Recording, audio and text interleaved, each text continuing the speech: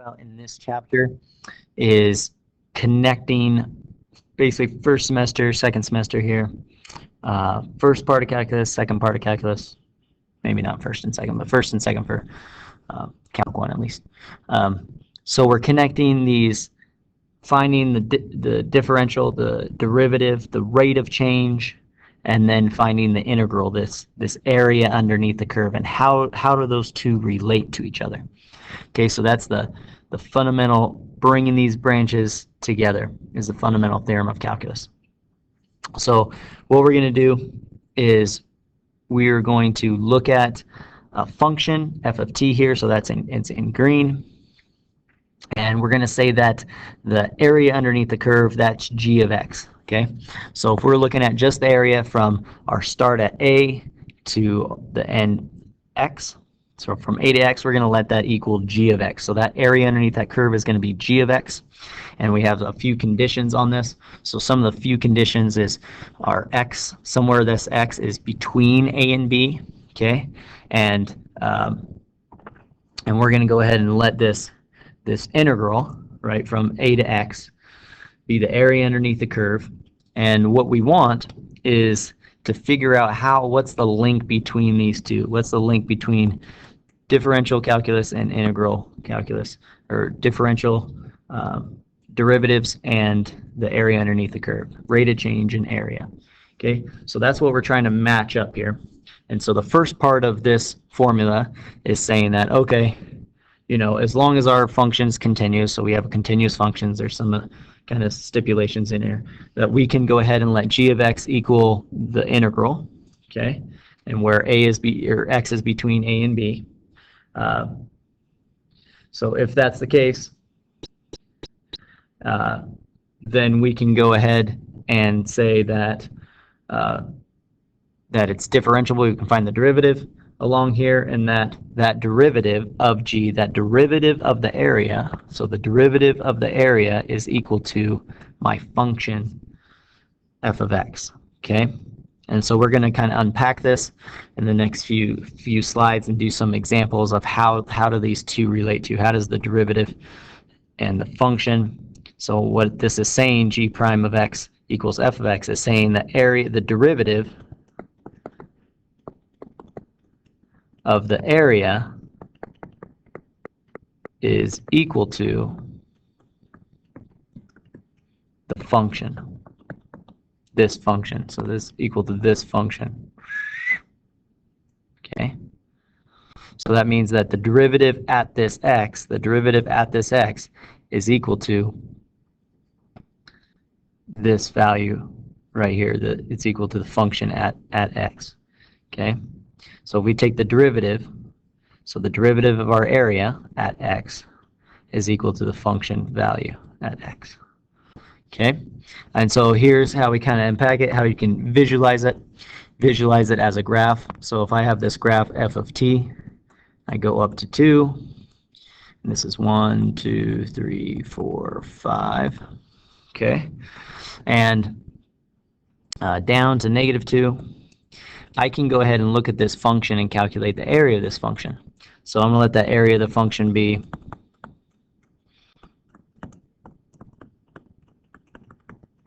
so the area underneath the curve is g of x, okay, from a to x. So our a is going to be 0 and our x is going to be 5. Okay, so that means that when I calculate this would be 0 and this would be 5. Okay, do it like that. So then if I want to find these things, if I want to find g of 0, that means I'm finding the area underneath the curve, at 0. So I want to find this area right here. Well, writing that in this notation would be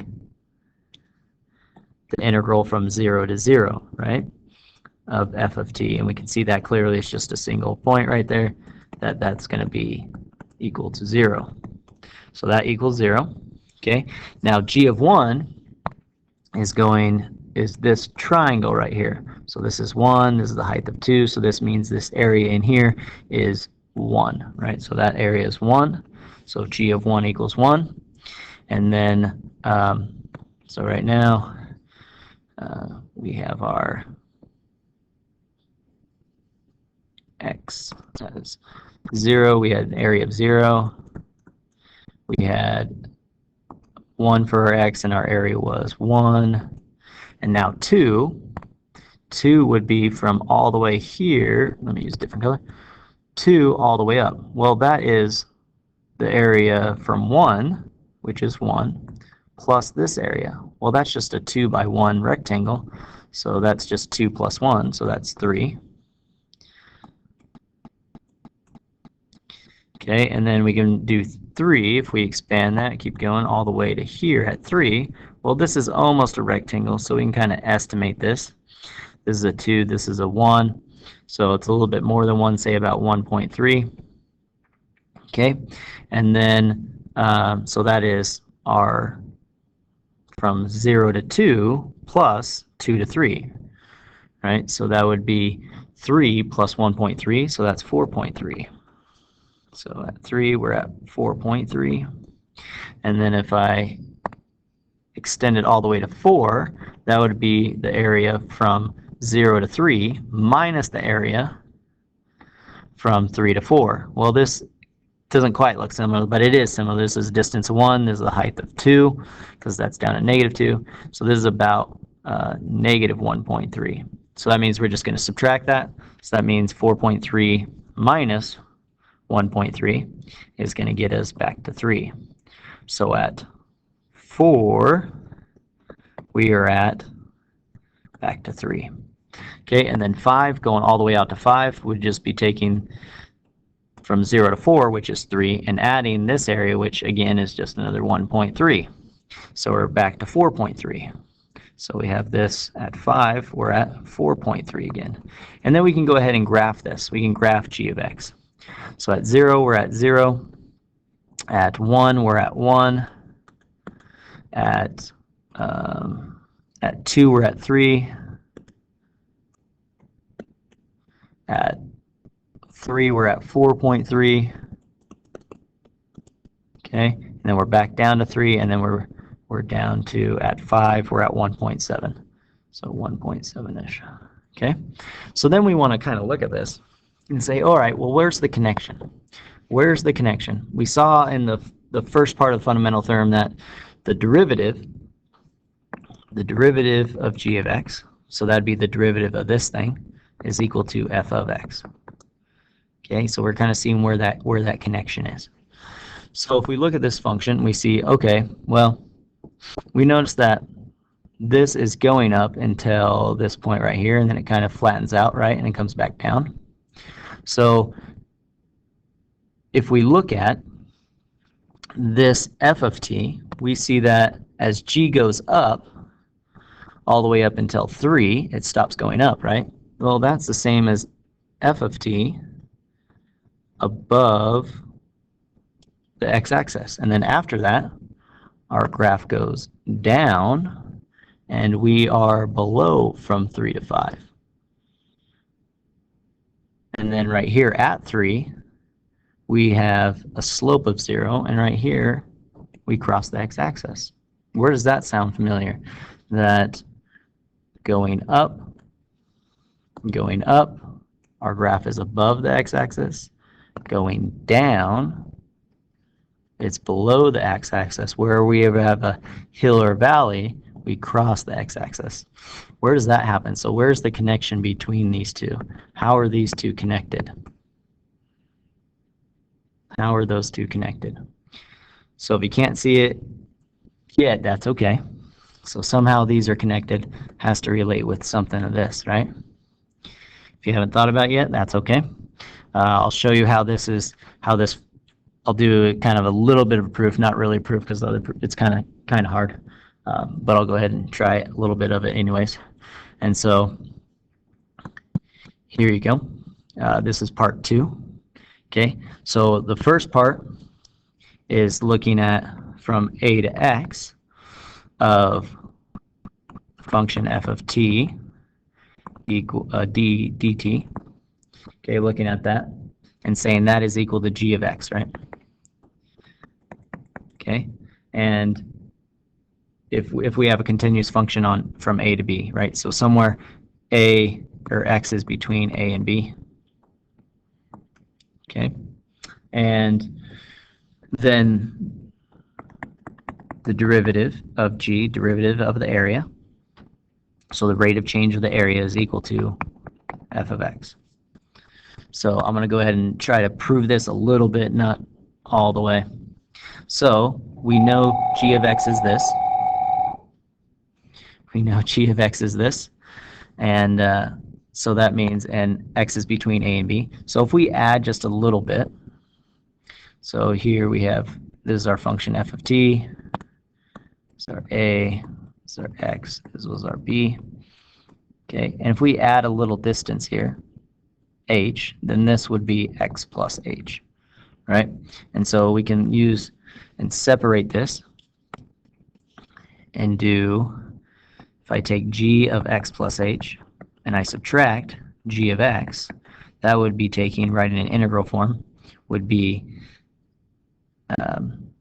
a to x plus h of f of t dt, and subtracting g of x, which in integral form is from a to x, of f of t dt.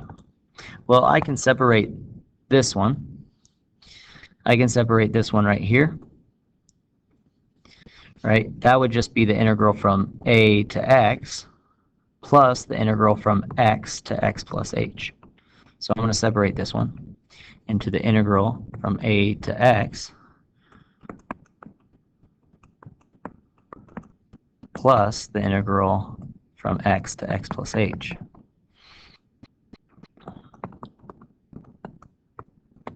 And then I minus then the integral from a to x, the g of x part. That was already there. Okay, well, these are going to cancel out, right? So I just get g of x plus h minus g of x is equal to, and now you're going to start seeing something here, is equal to x to x plus h of f of t dt. And then if we divide this side by h, assuming h is not 0, then we would divide this right side. And now we can kind of see a little bit maybe the relationship between, because what is this if we took the limit of this, right? So here's where I'm going to kind of make a little bit of jump and not do the total proof here. But we can see that this is the difference quotient. So somehow the difference quotient is related to the integral. Okay? And so here's kind of where I'm going to make the jump of not showing work or anything like that. And so if I take the limit of this, right, the limit as h goes to 0, I could show this through some substitution and stuff like that, but I'm not going to do the work because it's a little bit to it. But that is the derivative. Isn't that just the derivative of g of x? And then through some handiwork, we can show that that is equal to f of x. Okay, so somehow the derivative of g is equal to the function of g. So the derivative, so if I take the derivative of this function, that looks something like that, right? That was g. It's going to be just the original function, which was curvy, a little curvy, right? And then curves back like that. That, f. So I take the derivative g. Well, g, isn't g the integral? So if I take the integral, the derivative of the integral, it will get me to the original function. So if this is the derivative, so this right here is the derivative of g. F is the derivative of g. So if you kind of see the relationship here, the relationship is the derivative of the integral is the original function. So the derivative of the integral is the original function, is the function. Okay? So that's the fundamental theorem. Now the second part is right here. We can calculate that derivative by taking, we can calculate this integral, sorry.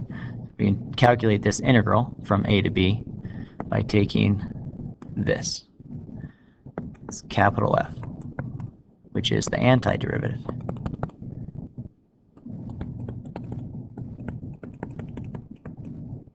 Of b, so the antiderivative b minus the antiderivative at a. Okay, so that's the big here, huge connection here, is the integral is the antiderivative. All right, so as we look at this, we see that the g is the area, which is the integral, and if I take the derivative of that, that is my original function. So going this way, I am looking at, if I have the derivative and I go back, this would be the derivative, and I go back, that would be just regular g, right? Going backwards is the antiderivative, right? Going back from a prime to the regular is the antiderivative. So that's what we're doing here when we're taking the integral, is finding the antiderivative. So we're going to take the antiderivative, and that's the connection here. That's the fundamental thing, that derivatives and integrals, they're related. The integral is the antiderivative, right? Because f is the derivative of g. So if I take the antiderivative of the derivative, which this derivative is my function, so if I take the antiderivative of my function, because that would be taking the derivative, or the antiderivative of the derivative, which is my function, I would get back to my area, would be finding the area, right, which would be the derivative of g prime is g, which is my area. So if I take the antiderivative of my function, that is finding the area with an a at the end there. It's finding the area. That is the connection. So when I have the integral of a function, then I can just take the antiderivative of that function. So I'm just taking the antiderivative of that function, and I will get my answer, right? So I plug in my b into the antiderivative, and then I plug in a into my antiderivative, and I take the difference of it. That's the connection. That's how these two branches link. In the next video, I'll do some examples, because I'm kind of running out of time here. So yeah, that's the connection.